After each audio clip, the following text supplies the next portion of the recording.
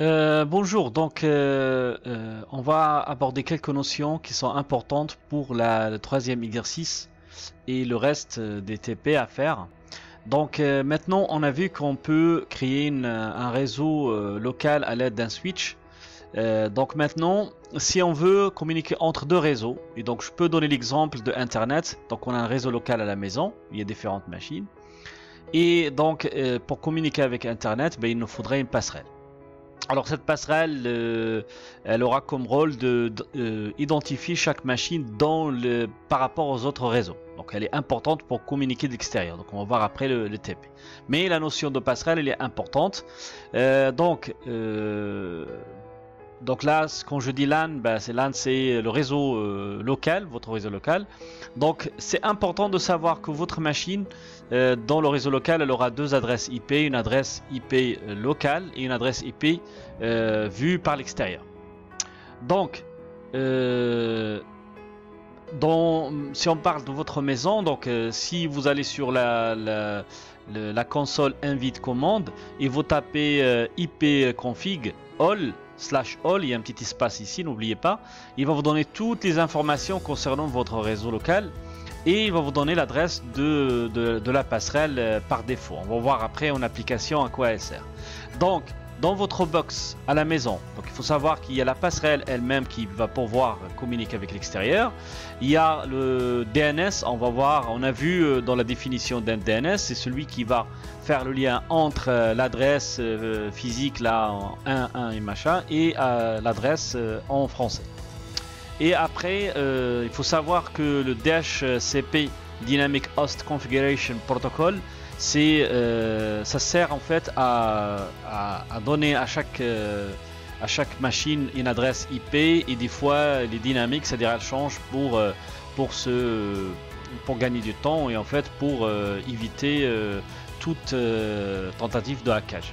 Donc voilà, donc pour l'instant ce qu'il faut connaître, c'est que la passerelle, ça va servir à communiquer avec un réseau extérieur.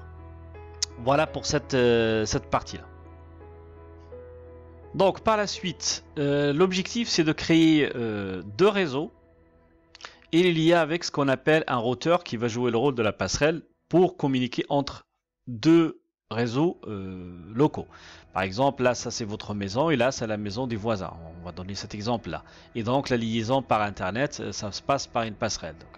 Donc nous on va essayer de créer un réseau pareil et essayer de communiquer par exemple cette machine avec les autres machines de l'autre réseau et du même réseau. Voilà, c'est parti. Donc voilà, on avait créé un réseau local entre quatre machines qui communiquent. Donc maintenant, selon les instructions de notre TP, on va créer un autre réseau à côté avec un switch et on va le configurer de la même façon et après on va le tester. Donc pour respecter les instructions, on demande un ordinateur fixe. Donc la liaison filaire. Donc là pour supprimer le câble, en fait on clique droit et là il y a supprimer le câble. Pour supprimer le câble de cet ordinateur sans supprimer l'ordinateur lui-même. Pour configurer ce réseau, donc là on configure ce premier ordinateur. Donc pour différencier de premier, on va mettre 2.1. On configure le deuxième ordinateur. Donc on a dit 2.2, donc c'est bon. On fait apparaître l'adresse IP. Donc là pour faire un petit test rapide pour voir si notre réseau fonctionne bien, donc on affiche le bureau, on prend la ligne de commande, après sur la ligne de commande on ping donc on est sur le premier, donc on va pinguer le deuxième, donc ping 192.168.2.2 et on va voir. Donc là on voit bien que ça communique, donc tout fonctionne bien. Donc on revient sur le mode construction. Donc là on va essayer de faire communiquer les deux réseaux. Donc il nous faudra un routeur pour faire cette fameuse passerelle. Et donc là on aura besoin de deux interfaces parce qu'on a deux réseaux dans le routeur. Donc je vais sur le routeur pour le configurer. Donc par défaut vous allez trouver cette adresse Donc il faut que pour la passerelle, il faut qu'il y a au moins les trois premiers chiffres qui vont être le même que le routeur, c'est-à-dire là il y a 1, et le troisième, ce qu'on va le différencier, mettre 254. Ça c'est pour le premier. Pour le deuxième, c'est exactement pareil, sauf que le troisième chiffre c'est 2, on fait un nombre, c'est 2, et après le quatrième c'est 254. Donc je répète, ça c'est important de mettre pour le premier, c'est-à-dire celui-là, ça, et pour la deuxième interface, on met la deuxième. On met 2.254. Alors maintenant, je vais aller mettre les fils entre les réseaux et le routeur. Je vais aller tester, essayer de communiquer par exemple cet ordinateur avec cet ordinateur pour voir si ça fonctionne. Alors, je vais voir afficher le verrou, après je prends une ligne de commande, appliquer, et donc la ligne de commande, rappelez-vous, donc on va faire un ping, mais entre ces deux adresses, là, ces deux ordinateurs. Donc je suis là et je vais aller là. Donc je vais mettre ping 192.168.2.1. Alors il me dit destination inaccessible. Pourquoi destination inaccessible? Parce qu'on a configuré au niveau des routeurs, mais on n'a pas configuré au niveau de l'ordinateur. Donc on a dit chaque ordinateur il aura deux adresses IP, une locale et une pour l'extérieur. Donc je vais revenir au mode construction et là je vais aller dans chaque machine pour configurer la passerelle qui se trouve là, d'accord.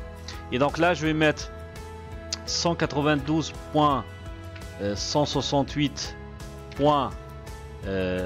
Donc là on va donner à tous les ordinateurs, c'est-à-dire la même adresse 1.254.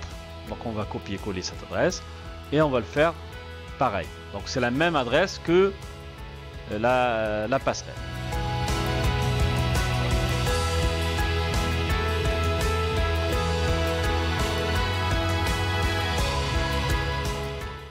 D'accord, donc on a configuré la première passerelle, donc on va aller la deuxième. Donc ici, l'adresse, elle va être différente. Et ce qui va être différent, c'est le 2 ici. Et donc, pareil, pour là, ça va être le 2 ici. Donc là, tout va bien. Maintenant, est-ce que cela va fonctionner? On va les tester. Donc on va aller sur le mode simulation. Je vais aller toujours sur l'adresse, sur la première, sur cette machine-là. Donc puisqu'on a déjà lancé la console, donc on a dit on va refaire la même opération.